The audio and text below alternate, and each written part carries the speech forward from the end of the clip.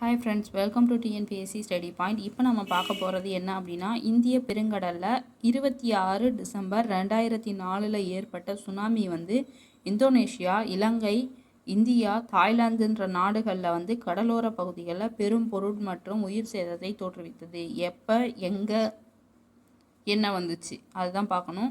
26 December 2004 இந்திய பெருங்கடலில் tsunami. பாதிக்கப்பட்ட நாடுகள் இந்தோனேஷியா, இந்தியா, இலங்கை, தாய்லாந்தோட கடற்கரை பகுதிகள். இன்னொரு பாக்ஸ் கொஷின் பார்த்துடலாம். 3 வகையான நில அதிர்வலைகள் இருக்குது. அது என்ன அப்படின்னா, பி அலைகள் அல்லது அழுத்த அலைகள், எஸ் அலைகள் அல்லது முறிவு அலைகள், எல் அலைகள் அல்லது மேற்பரப்பு அலைகள். அதாவது பி அலைகளை அழுத்த அலைகள்னு சொல்லுவாங்க, எஸ்ஸை முறிவு அலைகள்னு சொல்லுவாங்க, எல்லை மேற்பரப்பு அலைகள் அப்படின்னும் சொல்லுவாங்க.